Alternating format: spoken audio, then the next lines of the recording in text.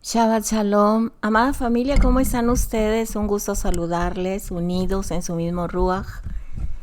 Ya estamos aquí grabando la porción de esta semana. Les va a llegar un poquito tarde porque siempre hay cosas, ¿verdad? No quiero decir contratiempos, pero suceden cosas que... Y gracias a nuestro Padre amado porque nos da el entendimiento para comprender y adaptarnos a lo que Él permite, mis amados, que hagamos cada día. Gracias a Adonai porque es Shabbat. Gracias porque, como vamos a ver en esta porción, la porción de Yosef, que tuvo que pasar por cuantas cosas, todo fue para que él creciera, madurara y poder ocupar un lugar de autoridad, de poder, preeminencia, para poder bendecir al pueblo del Eterno que habitaban en la tierra de Canaán. Así que si tú estás pasando por situaciones difíciles y amas al Todopoderoso por sobre todas las cosas y te has preguntado por qué te sucede todo esto, recuerda, mi amado, que estamos creciendo y el Eterno nos necesita capacitar porque luego no sabemos cómo trabajar en su reino. Recordemos que a Yosef, a los 17 años, su padre lo mandó a ver cómo estaban sus hermanos. A él ya le habían dado la primogenitura. Tenía doble porción de la herencia. Y como un jovencito de 17 años, amado, protegido, consentido por su padre, y esto no era porque su padre hiciera diferencia con sus demás hermanos. Sabemos que él amaba a Rachel con todo su amor y José y Benjamín eran los hijos de su amada Raquel. Y no solo por eso, sino que el Eterno le había revelado a Jacob que posteriormente el Eterno le cambie el nombre a Israel como su pueblo escogido.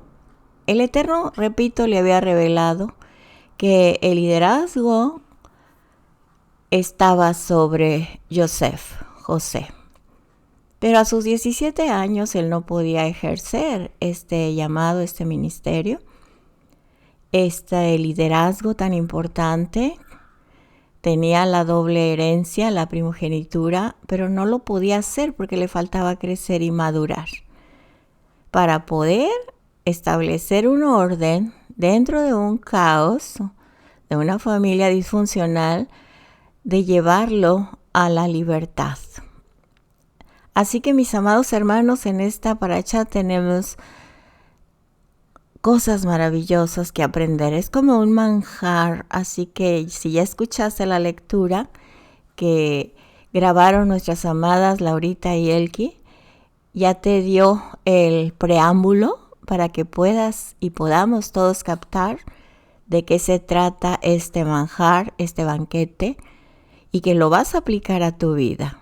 Así que repito, me vuelvo al principio, si estás pasando por situaciones adversas, no creas que porque las pasas ya no te ama el Eterno, sino que eres especial tesoro, eres escogido, escogida, y tiene un propósito para tu vida, para que ejerzas tu ministerio, tu llamado dentro de su reino. Y gracias al Eterno por ello, gracias a nuestro Padre amado por ello, porque de lo contrario nosotros nos quedaríamos como al principio y seríamos incapaces de llegar a ser instrumentos útiles en sus manos. Recordemos que somos su pueblo y compaginados todos, ayudamos a que la obra del Eterno crezca para cuando Él venga con su pueblo, sean muchos los escogidos y podamos glorificar al Eterno en el cielo nuevo, la tierra nueva, porque Él va a santificar de nuevo su espacio sagrado como al principio, como con Adán y Java. Así que seamos parte de este remanente, mis amados. Así que gózate y alégrate porque la paracha de hoy es muy hermosa como en cada Shabbat. Oremos. Padre eterno, le damos gracias por este tiempo tan hermoso que usted nos permite estudiar, meditar en su bendita y santa palabra. Bendito es usted, Adonai, soberano Rey del universo, que nos ha bendecido con sus mandamientos y nos ha dado su Torah. Bendito es usted, Adonai, soberano Rey del universo, que nos instruye con su Torah. Amén, amén y amén. Que Adonai te bendiga y te guarde, que Adonai haga resplandecer su rostro sobre tu vida, tenga de ti rahamim y te dé su shalom todos los días de tu vida. En el nombre de Yeshua HaMashiach, amén. Que Adonai te haga como Efraín y como Manashe, que Adonai te haga como Sará, Ribka, Rachel y Lea. Que Adonai te bendiga y te guarde, haga resplandecer su rostro sobre tu vida, tenga de ti rahamim, compasión y benevolencia, y te dé su paz, su shalom, todos los días de tu vida. Amén y amén. Padre amado, que sean gratos los dichos de mi boca y la meditación de mi corazón delante de usted, roca mía, redentor mío, y que cada uno recibamos el alimento que usted nos da en este Shabbat. A través de esta porción, Miketz, que traducido al español es al final. Gracias, Abba, por lo que ha hecho, por lo que está haciendo y por lo que va a hacer. Beshem Yeshua HaMashiach. Amén, amén y amén. Esta paracha Miketz está en Bereshit, Génesis 41:1 al 44:17. La Haftará de lo que nuestras hermanas grabaron, también tenemos Zacarías 2:14 al 4:7 y Juan 6, capítulo 1. Así que continuamos en esta paracha el estudio verso por verso de la historia de Yosef. Es difícil encontrar en otra parte de la escritura una visión profética, repito, una visión profética tan exacta en relación a nuestro Mesías Yeshua, el Mesías de Israel. Por eso a Yeshua se le nombra como Ben Yosef, hijo de Yosef. Es interesante saber que en el judaísmo se ha interpretado a Yosef como sombra profética del Mesías. A ellos no se les ha revelado el Mesías, pero ellos saben que es una sombra profética para la venida del Mesías.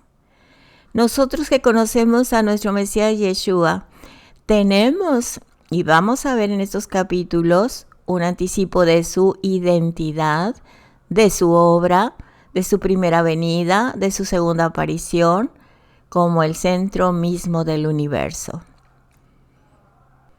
Nuestro Mesías Yeshua fue revelado en primer lugar a la casa de José, Yosef, o casa de Israel. Y en esta porción de la Torá comprenderemos nuestra visión de Él, de nuestro Padre, en los tiempos de abundancia y los sucesos que veremos en el tiempo de la escasez, cuando todo Israel, especialmente la casa de Judá, le conocerá.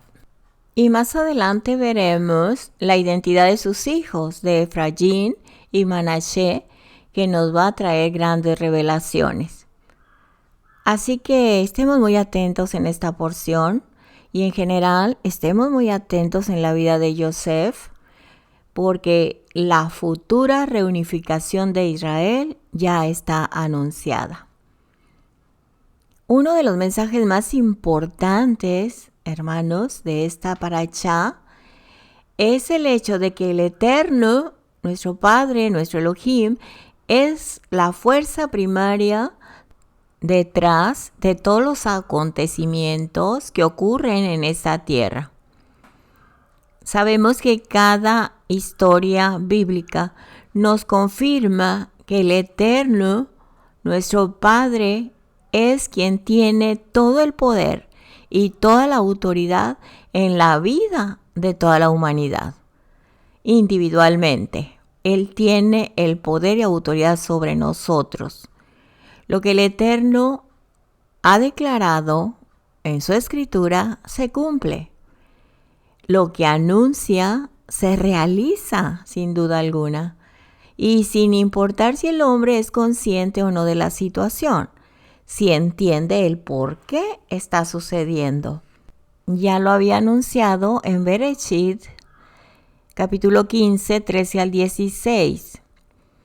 El Eterno le dijo a Abraham: ten por cierto que tu descendencia morará en tierra ajena, y será esclava allí, y será oprimida 400 años. Mas también a la nación a la cual servirán yo juzgaré. Y después de esto saldrán con gran riqueza, y tú vendrás a tus padres en paz, y serás sepultado en buena vejez. Y en la cuarta generación volverán acá, porque aún no ha llegado a su colmo la maldad del amorreo hasta aquí. Lo que le sucede a Yosef es el cumplimiento de la voluntad del Eterno, que ya le había sido revelada a nuestro patriarca Abraham. Y también se lo había revelado directamente a Yosef en los primeros sueños. Cabe repetir que muchos rabinos coinciden con esto y vamos a ver las conexiones que Yosef tiene con Yeshua para entenderlo mejor.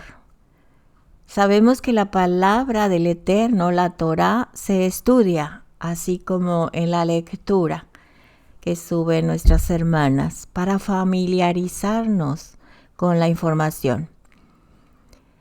Si nos quedamos ahí, podemos especular y solamente leerlo o entenderlo o interpretarlo para nosotros. Pero tenemos que estudiarlo con una interpretación espiritual usando los contextos. También tenemos que aprender a estudiar sobre lo histórico en aquellos tiempos, lo cultural, lo geográfico, eso es muy importante también, y aún lo topográfico, porque esto sucedió hace muchos años y no se ve a simple vista todos estos sucesos en cuanto a la topografía.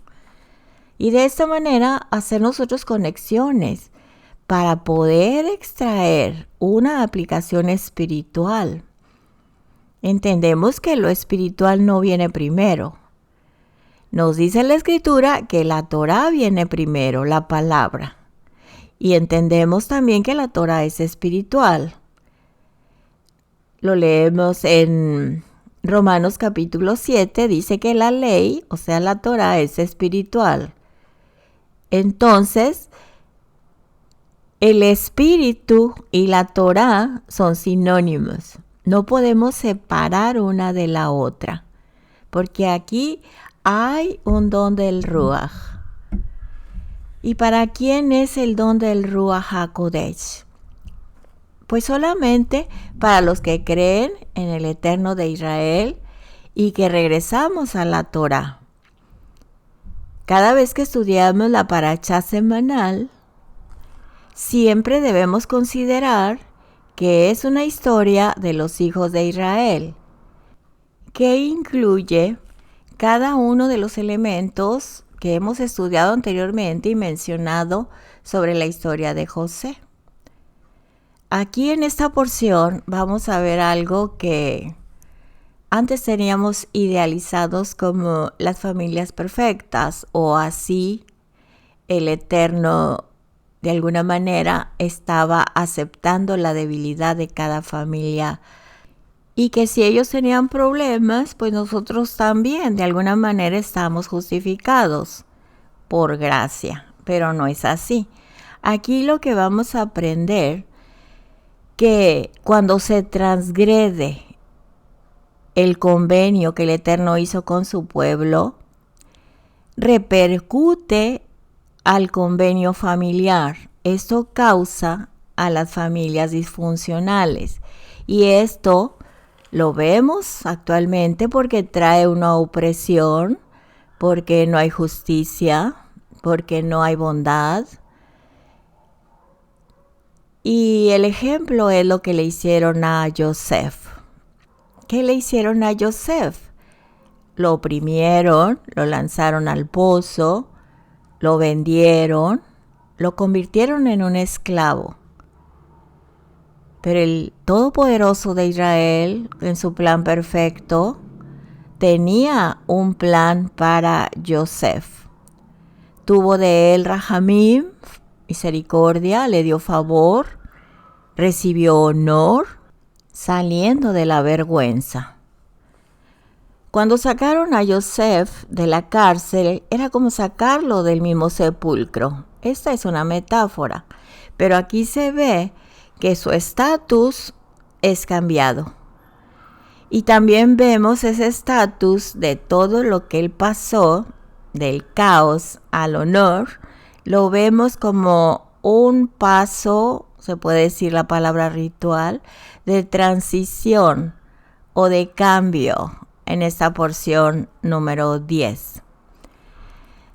Todo esto lo puedes aplicar en tu vida cuando venimos a Yeshua, del caos, como Él nos dio vestiduras nuevas, nos limpió, nos pudimos presentar ante el Rey. Así sucedió con Joseph.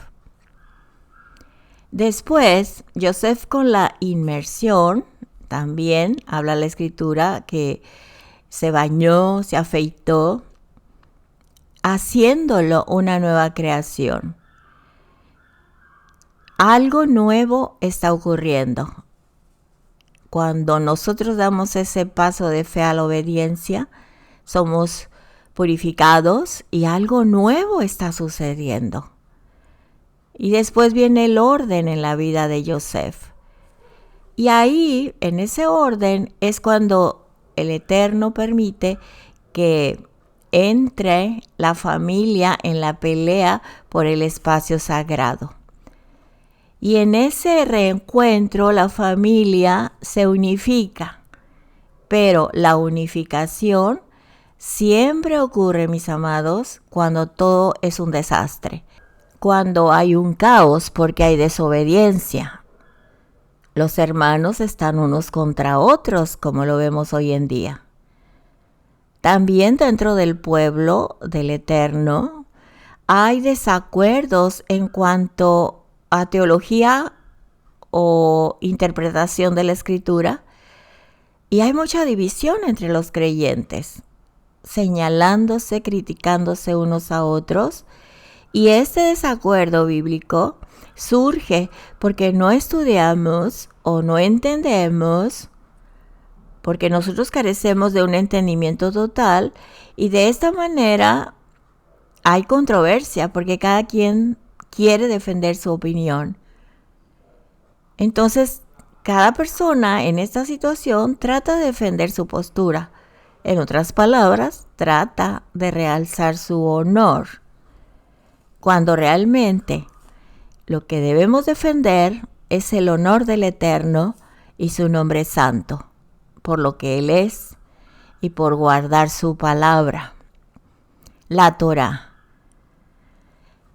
Y al guardar su palabra, la Torá y su Ruach HaKodesh, de esta manera Él nos sella, nos aparta. Porque ahora caminamos en el mandamiento, en sus mandamientos, en el convenio, ¿sí? Y el Ruach HaKodesh del Todopoderoso puede obrar en nosotros. Si no tenemos la Torá, es difícil discernir ¿Cuál es el espíritu que está dentro de los demás? Dicen todos que tienen al Espíritu Santo y enseñan lo que pretenden o enseñan lo que consideran del Espíritu Santo. Pero para discernir qué espíritu está en ellos, si no obedecen los mandamientos, si no guardan las fiestas, si no comen alimentos puros, si no guardan el Shabbat, en otras palabras, esos que dicen tener el Espíritu Santo y por anular la Torá, niegan la ordenanza o las ordenanzas del Eterno, esas personas no tienen al Espíritu Santo. No son espacios sagrados, no son templos como en esta semana, en estos 8 días de la celebración de Hanukkah, donde estamos limpiando este templo del Eterno para que Él habite, dejando el pecado y entrar en obediencia. Estamos rededicando este templo viviente. Así que, en otras palabras, si no se obedece, en este espacio sagrado de cada templo viviente no puede habitar el Espíritu Santo. Es muy importante estudiar el templo porque vemos cómo Yosef está tratando de recibir el honor que el Eterno le quiere dar por su fidelidad todo el tiempo que estuvo en Egipto, que estuvo con los retos, con las pruebas, que tuvo todo esto que lo define a él como un líder. Él tuvo demasiadas experiencias dolorosas de parte de su familia, el rechazo de su familia, el acoso de su familia. Recordemos que los hermanos lo odiaban, dice unas traducciones, pero no porque lo odiaran como hermano, sino porque fue elegido para ser un líder y él los ponía en mal con su padre. No podía él gobernar esa mínima parte de lo que conlleva ser un líder, porque un líder une, un líder sabe cómo mantener la paz y la unidad entre los demás. Es un ejemplo a seguir. Así que en ese tiempo de prueba, que lo echaron al pozo, que lo venden, que va a la casa de Potifar y lo acusan de acoso con la esposa y va a dar a la cárcel. Todas estas experiencias le sirvieron para ser el líder de un gran país. Un gran país en esos tiempos que era Egipto. Lo pusieron como virrey de Egipto, como el segundo del faraón. ¿Y cómo es que lo pusieron de virrey? Primeramente por el plan del Eterno, pero lo aceptaron por la identidad del faraón y cómo Yosef interpreta los sueños del faraón. Aquí la identidad del faraón se desconoce porque el nombre del faraón no se menciona en la historia de Yosef. Hay ciertos elementos de la historia que han sugerido a algunos una ubicación en el período de los llamados Ixos. Esto era en la era de Amarna, en el siglo XIV, antes de nuestra era, cuando gran cantidad de semitas se habían establecido en Egipto, o se menciona en fuentes egipcias que ocupaban posiciones gubernamentales. Nuestro conocimiento actual de la historia y práctica egipcias harían decir que esa era la elección más lógica y factible.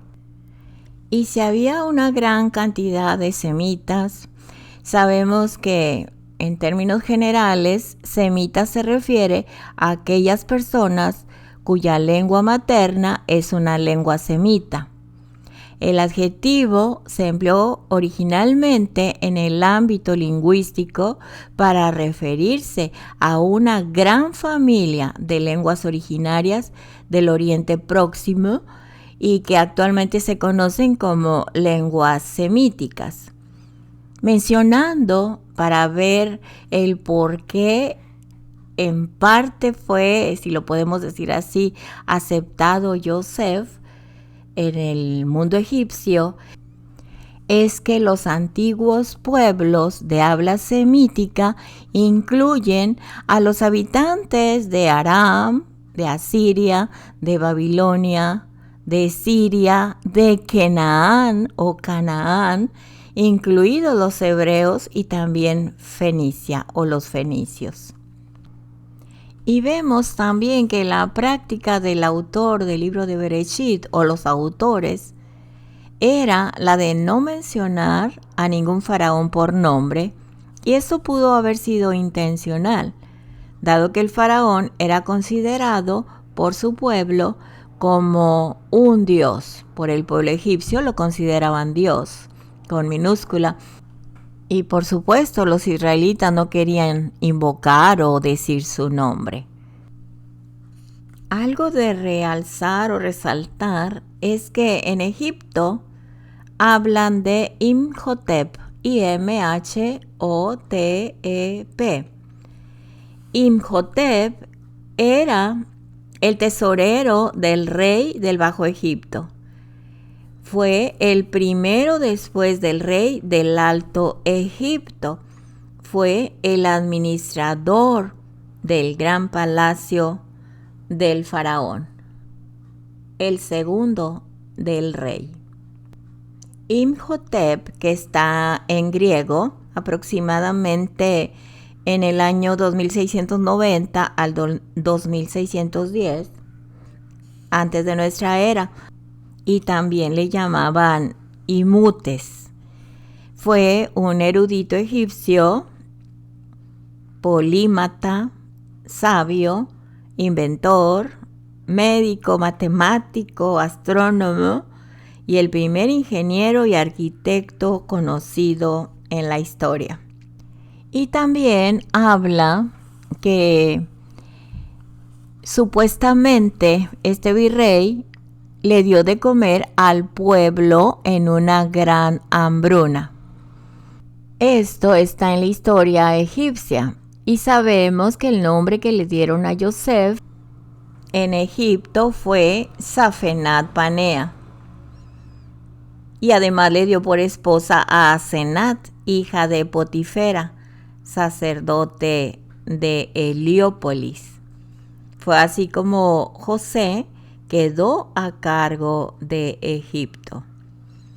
Bereshit 41-45.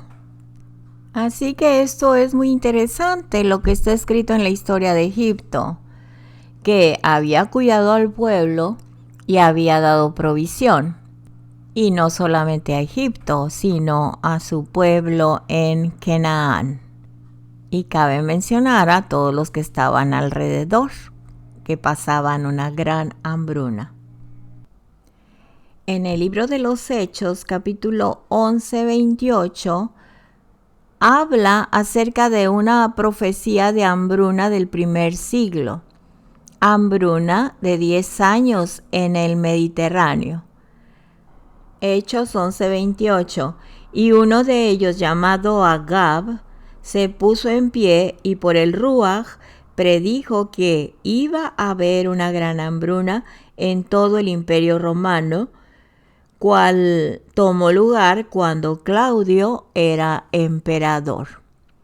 Así que Roma tenía que proveer a las personas de pocos recursos un tipo de ayuda social y les daba grano para que pudieran hacer el pan todo el tiempo en el primer siglo. Así como en muchos países, algunos tienen mucho maíz o trigo, Egipto se consideró como el lugar que proveía el grano, el trigo, la comida y el pan. Aquí este texto es en el tiempo de Claudio, el emperador romano, cuando Pablo estaba viviendo. De esta manera ya podemos entender lo que dice en 1 de Corintios, capítulo 8, del 4 al 8. Así que por tanto, comer comida sacrificada a los ídolos, sabemos, como dicen ustedes, un ídolo no tiene existencia real en el mundo y solo hay un Elohim, porque aunque abunden los llamados dioses, tanto en el cielo como en la tierra, así como de hecho hay dioses y señores en abundancia. Hasta ahora para nosotros solo hay un Dios, un Elohim, el Padre del cual proceden todas las cosas y por quien existimos, y un solo Adón, Yeshua HaMashiach, por medio del cual todas las cosas fueron creadas y a través de quien tenemos nuestro ser. Pero, dice el 7, no todos tienen este conocimiento. Además, algunas personas todavía están tan acostumbradas a los ídolos que cuando comen alimentos que han sido sacrificados a ellos, piensan que en realidad los alimentos están afectados y sus conciencias, siendo débiles, se profanan.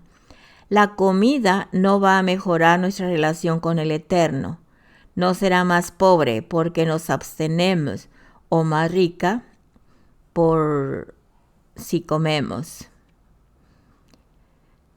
En otros textos también agrega que dice que oremos por los alimentos. Ahora, si estos alimentos fueron sacrificados o dedicados a los ídolos, en otras palabras, nos está diciendo que no preguntemos, porque en ese tiempo había hambruna.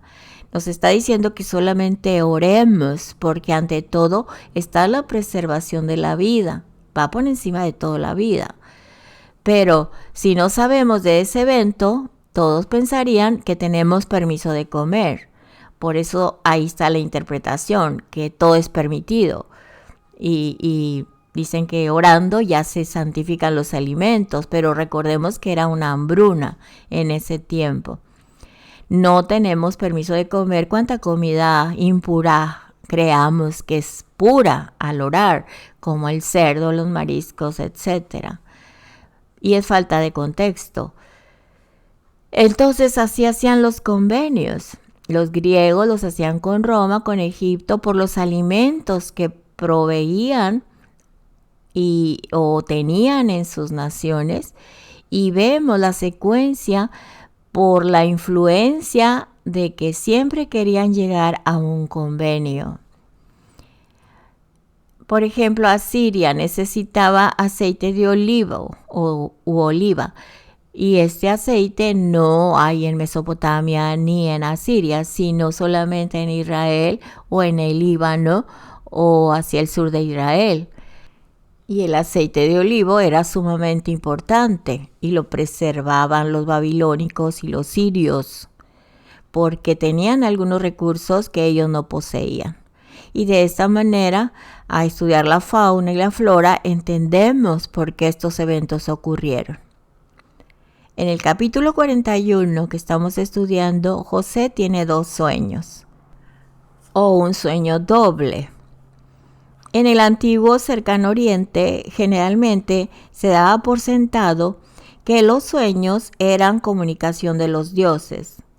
Algunos sueños eran muy simples y directos, como el sueño de Jacob en Betel, en Bereshit 28, 10 al 22, que sabemos que no son simples, aunque los historiadores digan. Pero en los casos en que el rey o el faraón estaba involucrado, a veces se agregaba un énfasis especial por medio de la experiencia de un sueño doble. O sea, si tenían un sueño de algo, necesitaban la confirmación con otro sueño, ¿sí? Cuando es un sueño doble, es que se va a realizar. Si se sueña 3 veces lo mismo, es un hecho de que sucede. Por eso aquí se cuenta que el faraón tuvo 2 visiones que le advirtieron de la hambruna que vendría sobre Egipto.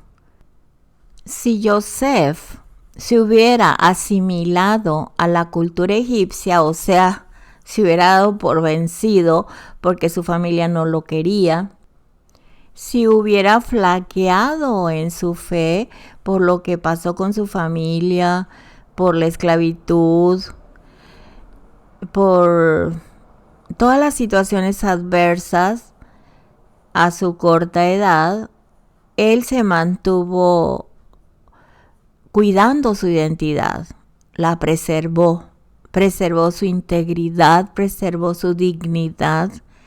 En todo se mostró un hombre justo y moral. Nosotros debemos hacer lo mismo.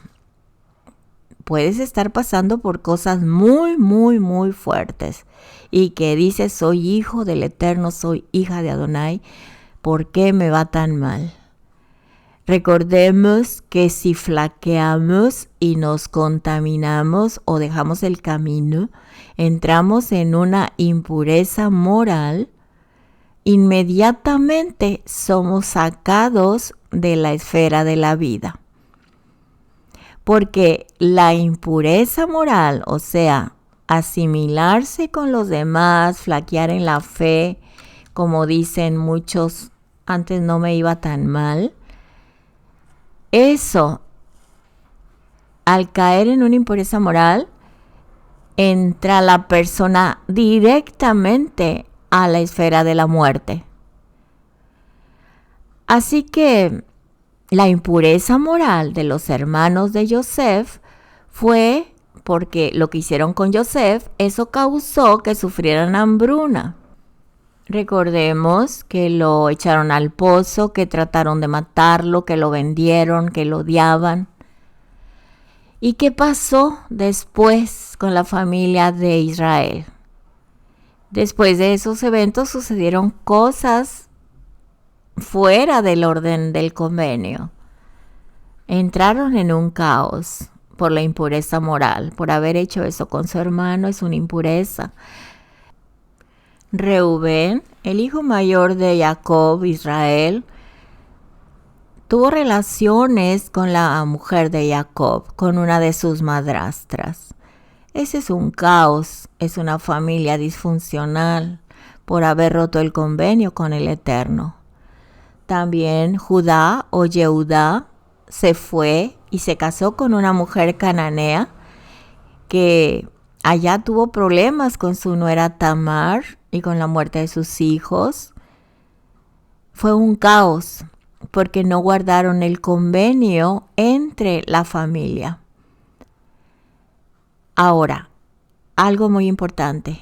El problema de Israel, si vemos el Estado de Israel, o si vemos nuestro Estado como pueblo de Israel, el problema, mis amados, es interno. Nadie nos está atacando. Es un problema interno. Ellos, como nosotros, como su pueblo, a veces nos envolvemos en el pecado moral por la desobediencia. Así que los problemas no vienen de afuera. Recordemos que Balaam, él mismo dijo que no había maldición para Israel. No había brujería, no había agüero, no había nada en contra de Israel. Así que el problema es interno. Si nosotros estamos pasando situaciones de que hemos roto el convenio, es porque nosotros lo creamos.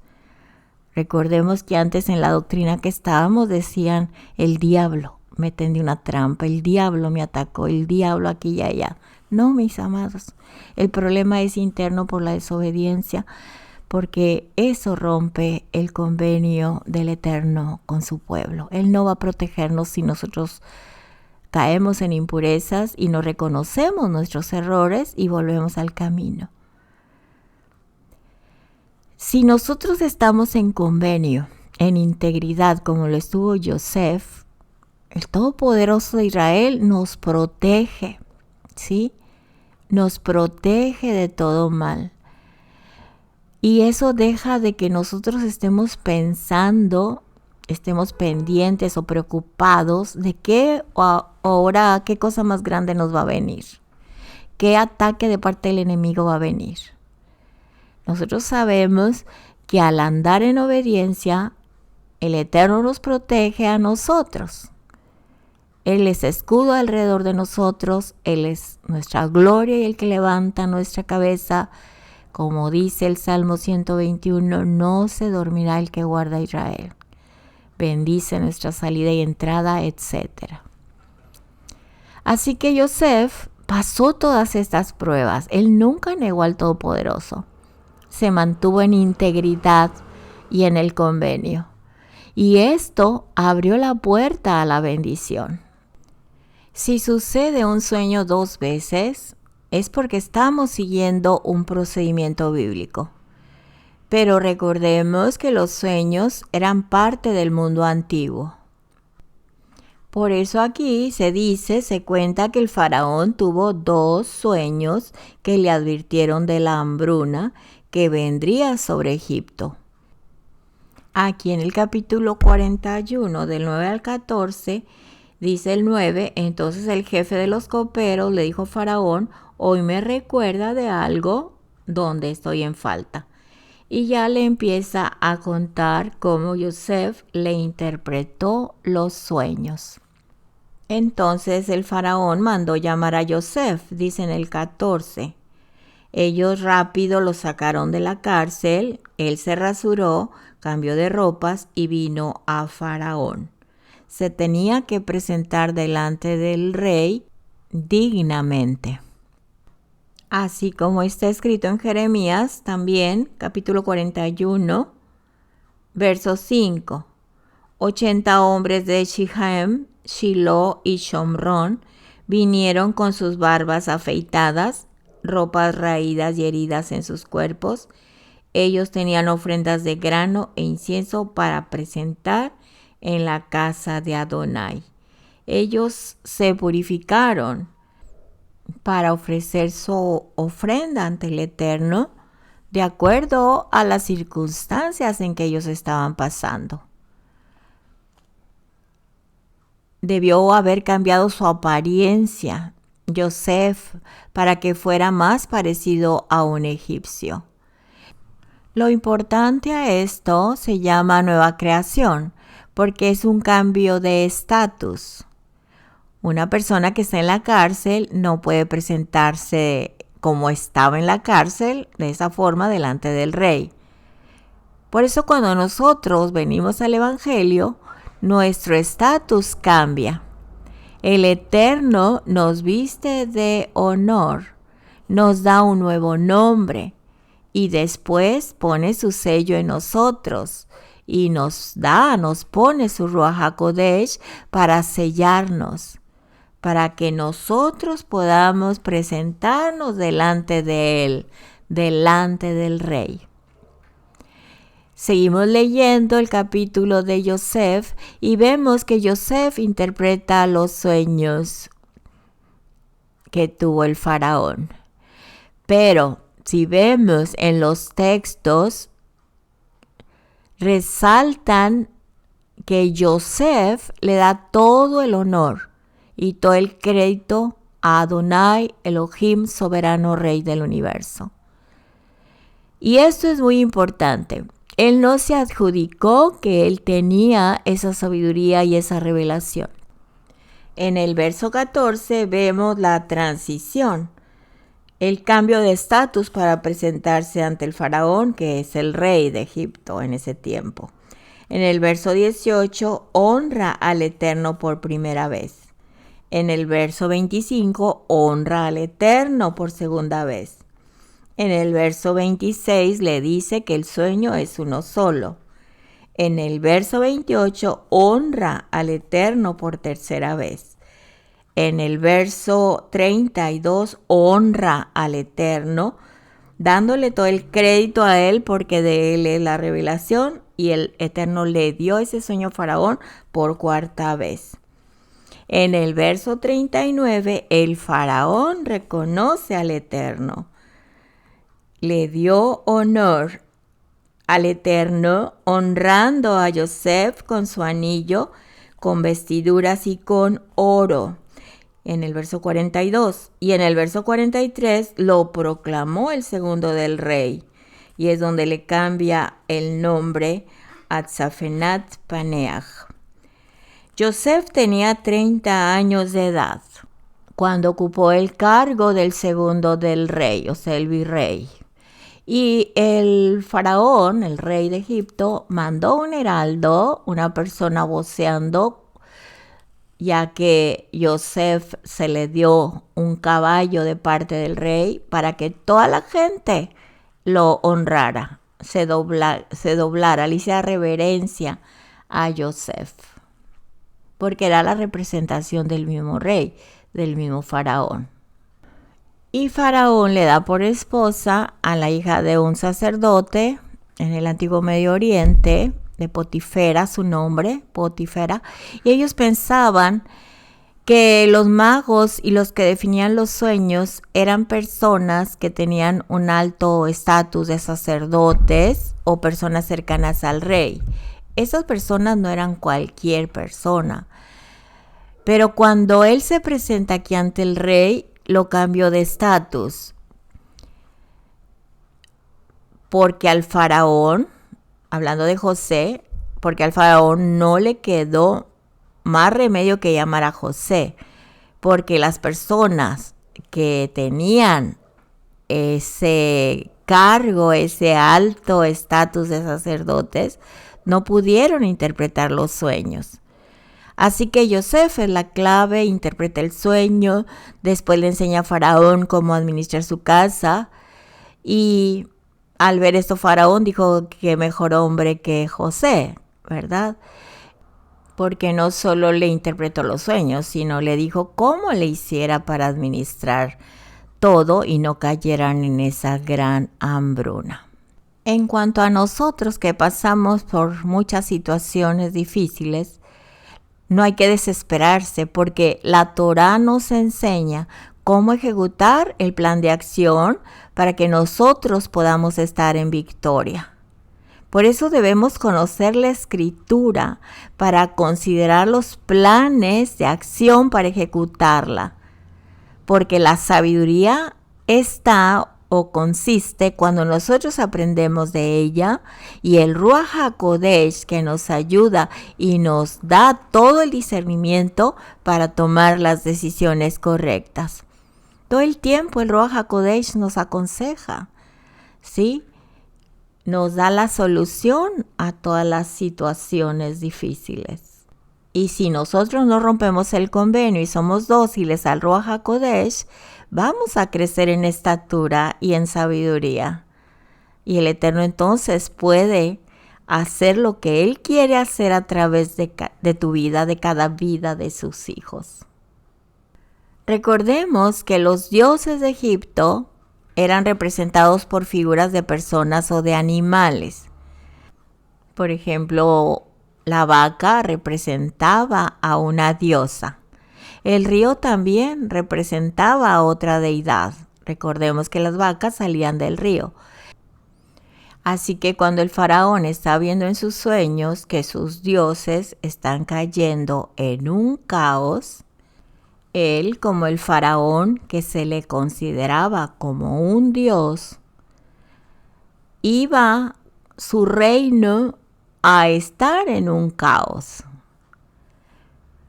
En la mitología egipcia se encontraba la diosa del cosmos. Entonces el faraón se encargaba de mantener la justicia y también el cosmos intacto todos los días.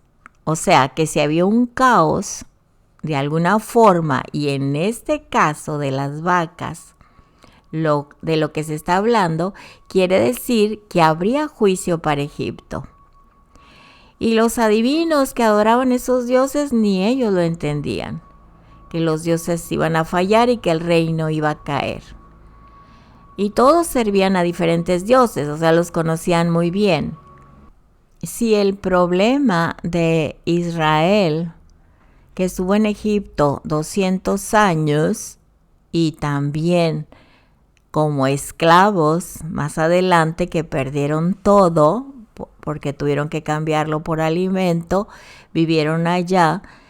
Entonces, por eso necesitamos estudiar la egiptología y toda la historia del capítulo 41 en adelante.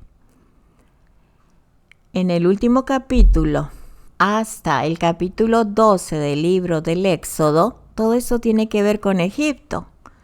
Por eso debemos familiarizarnos, por lo menos con lo básico, para entender con qué están lidiando ellos y lo que representa cada una de las cosas que hizo Faraón, que hizo Moisés, que hizo Aarón, que hizo el pueblo.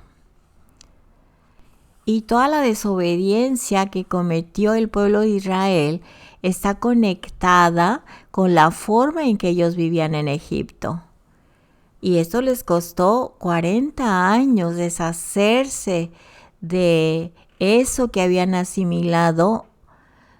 Les costó deshacerse 40 años en el desierto, por eso caían en desobediencia.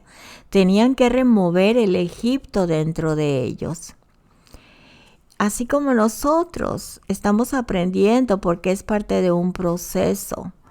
Pero cuando no aprendemos lo que se tiene en común, que la mayoría que no puede salir de ese tipo de enseñanza, son los que no se enfocan en el estudio del templo. Nosotros estamos en ese proceso, aprendiendo sobre el templo.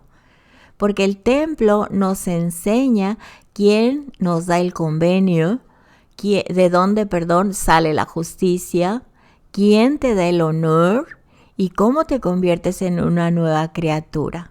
Y también al estudiar el templo entendemos qué es el orden y qué es el caos y cuáles son los espacios sagrados para honrar el nombre del Eterno.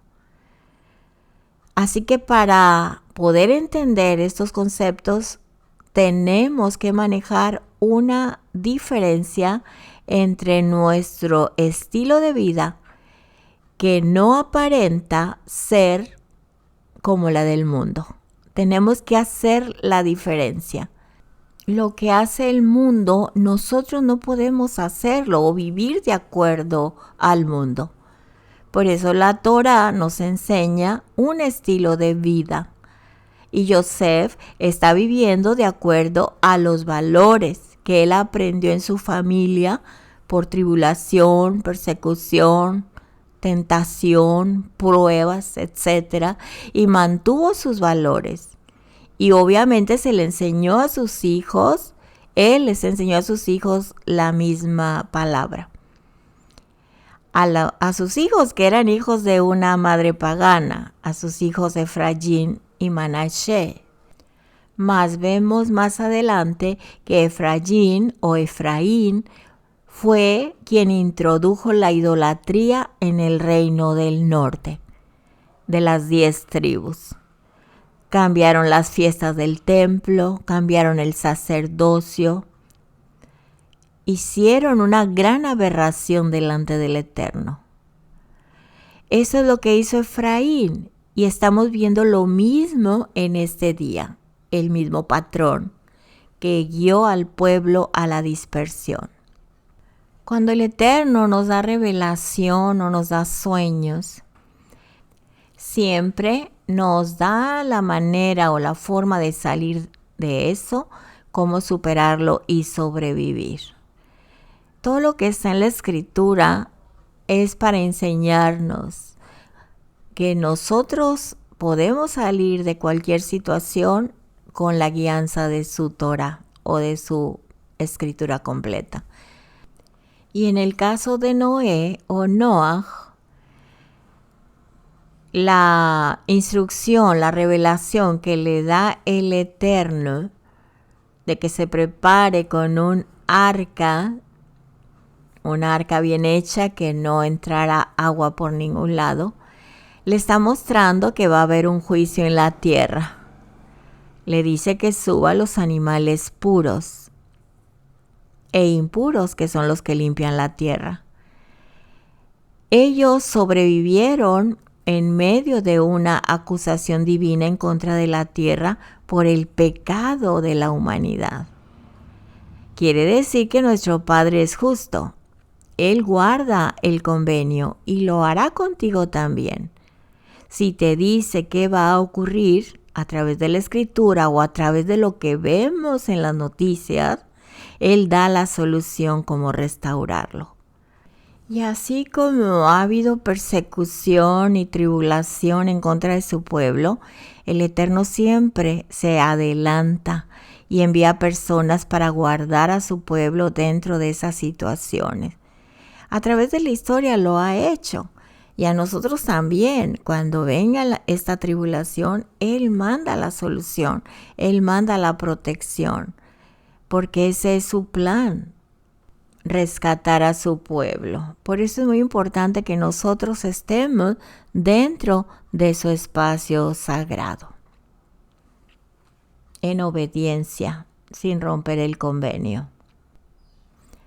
Ahora, ¿dónde está el secreto o la fórmula de prosperidad de que seremos guardados, protegidos, restaurados,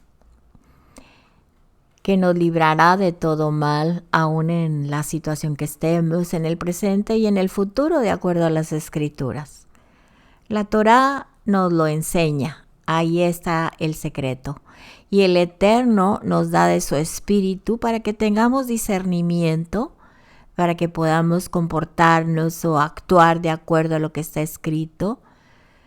Recordemos que los profetas anunciaban arrepentimiento, nos dicen que consideremos sus caminos y que regresemos a las sendas antiguas. Y este es un vocabulario de arrepentimiento. Y después les daba el juicio y después les dejaba con un consuelo. Porque hay profecías de hombres que solamente dicen las cosas malas, pero nunca dan la salida a esas profecías, como lo hace la Escritura. El Eterno nunca nos dejará, ni nunca ha dejado a su pueblo. Y sí va a haber persecución, pero Él dice que Él nos traerá y nos restaurará, que Él nos dará el consuelo, nos dará la salida, ¿sí? Y aquí en esta escritura vemos el entronamiento de un rey, el entronamiento del faraón en este caso. Se le daban 5 nombres. Como dice el libro de Isaías, los nombres que se le da al Hijo del Eterno: admirable, consejero, Dios fuerte, Padre eterno, príncipe de paz. En el judaísmo habla de Sarjapanim, o sea, se habla acerca de la presencia, o también se traduce como el príncipe de la cara. Así se dice en el judaísmo. También se le dice el Malach Elohim, el mensajero de Dios, así se le nombra a nuestro Mashiach, el ángel de Dios. Y la palabra Malach, que en las traducciones es ángel, esta palabra en el hebreo tiene una connotación muy diferente. En el judaísmo lo mencionan como protector de Israel, como dice el Salmo 121, que Él no duerme. Este salmo es para el príncipe de la presencia que guarda a Israel. El título de Padre Eterno es un título para el rey, porque el rey se consideraba un buen pastor. El rey se consideraba la luz del mundo. El rey se consideraba como un Padre eterno del reino y era el Padre del reino, pero era el príncipe del Dios creador. Ninguno de los reyes del Medio Oriente se llamaban el Dios mismo, sino ellos sabían que eran la representación de su Dios que ellos servían en la tierra. Así que cuando entendemos el Medio Oriente y esta escritura diciendo que había 5 nombres que se le daban al faraón, en el momento precisamente del entronamiento, de declararlo rey, A Yosef se le cambió el nombre en el momento del entronamiento como segundo del rey. Se le dio una posición de honor, le dan una esposa, le ponen un sello, lo suben al segundo carro del faraón.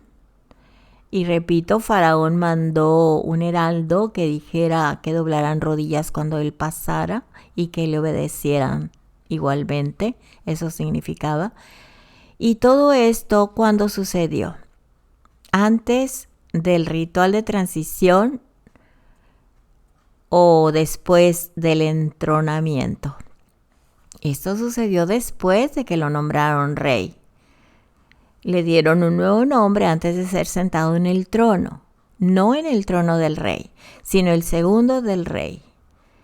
Así que Yosef tiene una similitud con nuestro Mashiach. Lo lanzaron al pozo, representa la muerte, sale del pozo, representa la resurrección, escondido entre las naciones por 2000 años, y es un patrón exacto, hasta el punto de nombrarlo rey.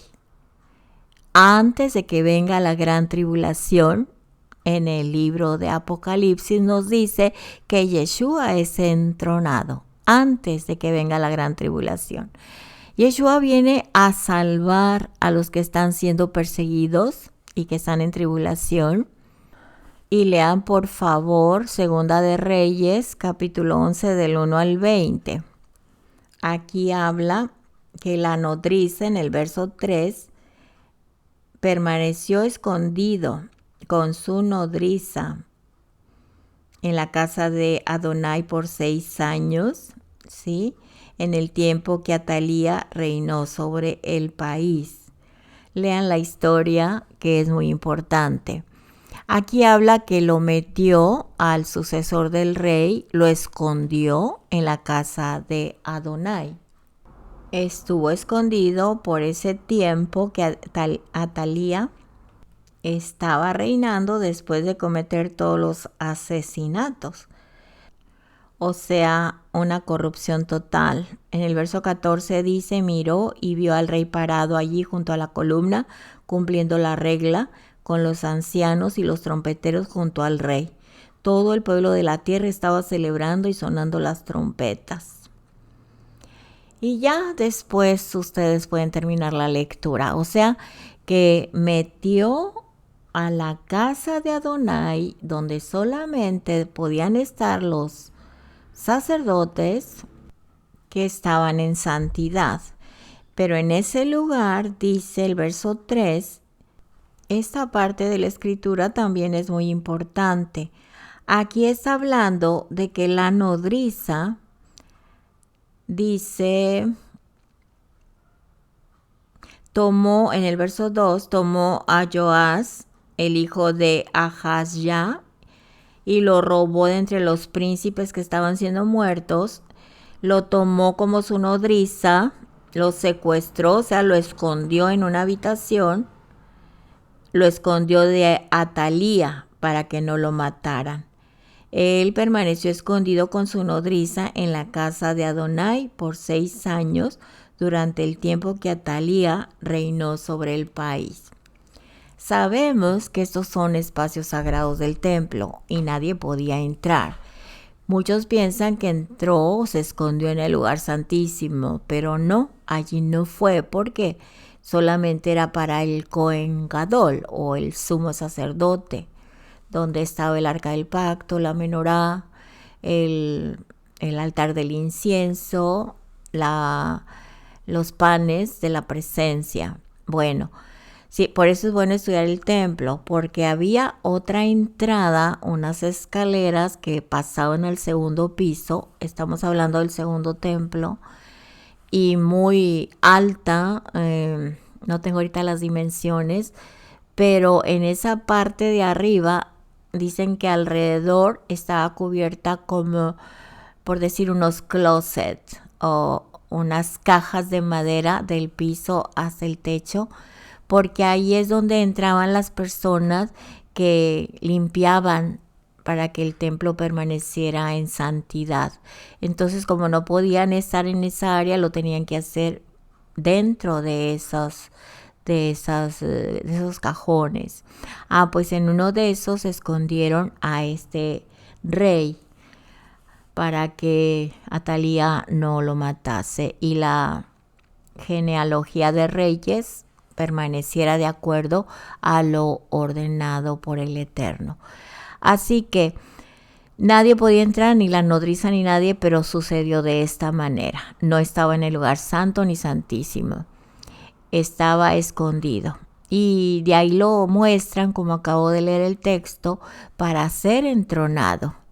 Y van a tener una celebración, y todo esto, mis amados, es la prefigura de nuestro Mesías, Mashiach Yeshua. Ahorita nuestro Mashiach está escondido. Él está en el tabernáculo celestial. Y cuando Él regrese, va a ser aclamado y entronado en la tierra y va a reinar. Es muy importante conocer el proceso de entronamiento, porque así vamos a entender el entronamiento de nuestro Mesías Yeshua. Porque Yeshua no puede llegar directamente a ser rey, sino que tiene que pasar por un procedimiento legal que se tiene que cumplir. Y en ningún momento como rey usurpa la autoridad del Padre. Porque así como José o Joseph no podía usurpar la autoridad del faraón como rey, tampoco el Mesías va a usurpar la autoridad de nuestro Padre Todopoderoso, que se sienta precisamente a la mano derecha. Igual que Joseph se sentó como virrey a su derecha con su anillo, con el sello, con las vestiduras, delante de él todos doblaran rodillas, lo aclamaran. Es todo una similitud del entronamiento de nuestro Mashiach. Faraón le dio la autoridad, el poder, el anillo, el sello, el honor. Y de esta manera, diciéndole al pueblo que si los demás no escuchaban a José o a Joseph con la autoridad que el faraón le había dado, esas personas estarían frente a una autoridad superior, en este caso el rey, porque al faraón, por no obedecer la autoridad que le dio a Joseph, por rechazar el poder que le dio a Joseph. Así que el convenio es como un pergamino. Cuando se le da a Yeshua, en el capítulo 4 de Apocalipsis, habla de un rollo. ¿Sí? Ese rollo le da la corona y le da el testimonio. En hebreo se llama Edut, Segunda de Reyes 11, que significa dedicación, corona, diadema, coronación, testimonio, estipulación, leyes, mandamientos, convenio, ¿sí? Que le da a su pueblo. Le da a Yeshua un libro sellado con 7 sellos o un rollo sellado. Cuando nuestro Mesías venga en las nubes, habla de entronamiento. En Isaías 9:6 dice, porque un niño nos es nacido, un hijo nos es dado, cuyo dominio reposará sobre sus hombros, y le será dado el nombre Pele Yoetz, el Gibor, Abid Ad, Sar Shalom, maravilla de consejero, Elohim poderoso, Padre de la eternidad, príncipe de paz. En el libro de Apocalipsis tenemos que ver cuántos nombres recibe el Mesías y aprender acerca del rol de cada nombre. Yeshua hizo la función o rol de sacerdote de acuerdo al orden de Melquisedec o Malquisedec. Él está sentado a la mano derecha del Padre, dice la Escritura. Y el Eterno, a través de Yeshua, ha destruido la muerte. Y tenemos la victoria. Tenemos la vida eterna como regalo del Rey. Yeshua vendrá en las nubes como el rey en la tierra, y entregará el reino al Padre después de 1000 años. Después de 1000 años, el Padre va a morar con nosotros, precisamente cuando la tierra esté santificada y regrese a su espacio sagrado. Y estará el nombre de Dios, y ya no va a haber más pecado moral. La historia de Yosef y lo que ocurre con él nos capacita a entender al Mesías en la historia de él, Yosef. Amén. Veamos las palabras del faraón de acuerdo a la vida del Mesías, de nuestro Mashiach. Las palabras de faraón dice: estarás en mi casa. También dice: por tu palabra todo mi pueblo será alimentado, excepto por el trono seré yo mayor que tú. Y también dijo: te he puesto sobre toda la tierra. También le colocó el anillo real, le dio toda la autoridad a Yosef y lo vistió de vestiduras reales, y ocupaba el segundo cargo en importancia, y todos debían doblar su rodilla delante de él. En la vida de nuestro Mesías, Juan 10:14 dice: yo soy el buen pastor y conozco mis ovejas y las mías me conocen. En Juan 6:35 dice que Yeshua dijo: yo soy el pan de vida, el que a mí viene nunca tendrá hambre, y el que en mí cree no tendrá sed jamás. En Juan 14:28 dijo: habéis oído que les he dicho, voy y vengo a vosotros. Si me aman, se habrían regocijado porque he dicho que voy al Padre, porque el Padre mayor es que yo. En Apocalipsis 19:16 dice: y en su vestidura y en su muslo tiene escrito este nombre: Rey de Reyes y Señor de Señores. En Mateo 28:18, y Yeshua se acercó y les habló diciendo: toda potestad, autoridad me es dada en el cielo y en la tierra. Filipenses 2:10, para que en el nombre de Yeshua se doble toda rodilla de los que están en los cielos y en la tierra y debajo de la tierra. Amén y amén. El nombre egipcio que le dieron a Yosef, Sefanat Panea, se han encontrado diferentes significados, y uno de ellos es revelador de secretos. El nombre de Jesús, que es una transliteración del nombre Yeshua, lo tradujeron al griego como Jesús, cumple totalmente con el significado del nombre Sefanat Panea. Yeshua es el que conoce todos los secretos. Yeshua es el único que ha visto al Padre, como dice Juan 6:46. No es que alguno haya visto al Padre, sino aquel que vino de Dios, éste ha visto al Padre. Así que Yeshua conoce todos los secretos.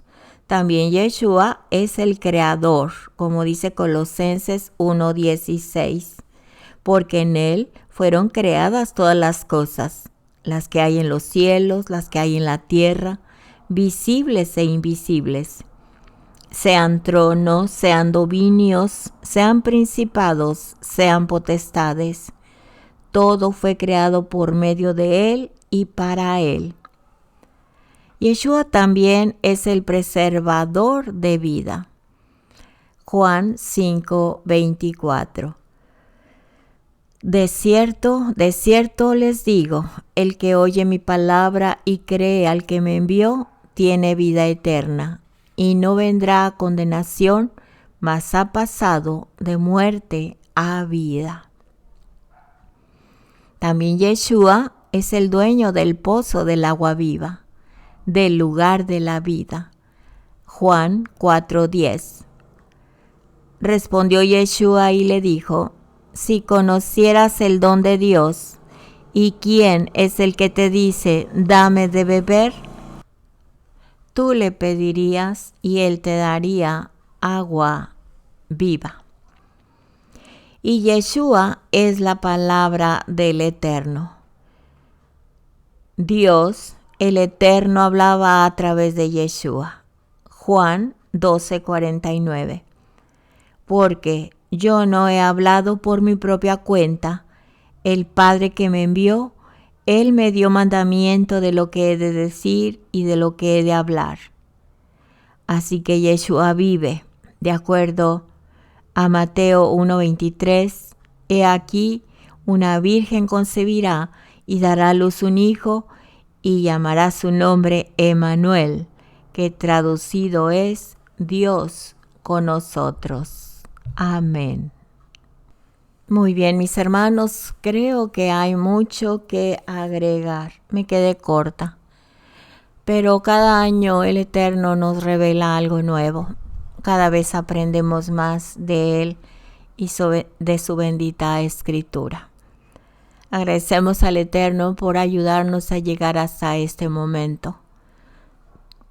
Yo sé que el audio les va a llegar tarde, pero por favor repásenlo, es muy importante para que el próximo año, si el Eterno nos permite, Él añada más bendición a la bendición de su palabra como en este día. Oremos.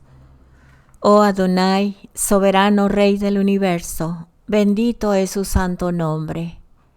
Usted es el mismo de ayer, de hoy y de siempre. Usted nos ha hablado a través de toda la Escritura. Se repiten los eventos una y otra vez desde Génesis hasta Apocalipsis, anunciando su venida, anunciando que usted está con nosotros desde el principio hasta el fin, anunciando que levantemos nuestra mirada, que caminemos con la cabeza en alto, sabiendo en quién hemos creído y que es poderoso para guardarnos aún nuestro depósito para el día de la resurrección y estar con usted en el espacio sagrado. Gracias, Padre Eterno, porque nos ha dado a través de la historia de la vida de cada uno de sus hijos tantas experiencias, tanto crecimiento, que no somos los mismos de que los años que teníamos en nuestra niñez. Gracias, Padre Eterno, porque nos ha dado un llamado, un ministerio, dones, talentos, amor, salvación, llenura de su Ruach HaKodesh, para hacer bendición en el lugar donde usted nos ha puesto, tanto para glorificar su nombre como para bendecir a nuestro prójimo, al que está a nuestro lado, a nuestro próximo, en nuestra salida y entrada. Amado Padre, gracias por su amor, por su paciencia, por darnos el pan, el alimento necesario y el agua de vida cada segundo y fortalecernos nuestra fe y no asimilarnos en el mundo caído con la impureza moral. Con su ayuda no nos hemos apartado de su convenio, al contrario, nos hemos afianzado más. Muchas gracias, Adonai, nuestro Elohim, por bendecir a su pueblo santo en todos los lugares del mundo, la casa de Israel, que estamos en la dispersión. Gracias, porque pronto, dice usted, nos reunirá y nos traerá de todas partes del mundo. Aleluya, como el cuerpo del Mashiach, levantándonos, Padre, de esta tierra, para glorificarle y doblar nuestras rodillas delante de todos y confesar que usted es nuestro Adonai, nuestro Adón, nuestro dueño. Aleluya, Baruch Hashem, que vos Malchut Leolam Baed, bendito es usted Adonai, soberano Rey del universo, Yeshua al Melech de Israel, el Rey de Israel. Muchas gracias, Padre, por sus bondades y su amor.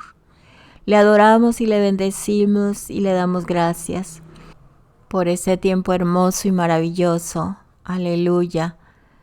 Meditando en su palabra, estudiando su palabra, santificando este día que es de usted, dándonos el reposo espiritual y físico que necesitamos para poder comenzar una nueva semana en el nombre de Yeshua. Bendito es usted, Adonai, soberano Rey del universo, que nos ha bendecido con sus mandamientos y nos ha dado su Torah, una Torah de vida y de amor. Bendito es usted, Adonai, soberano Rey del universo, que nos ha instruido con su Torah, Beshem Yeshua HaMashiach, Rey de Israel. Amén. Todo honor y gloria es de usted. Gracias, Padre, por este tiempo maravilloso.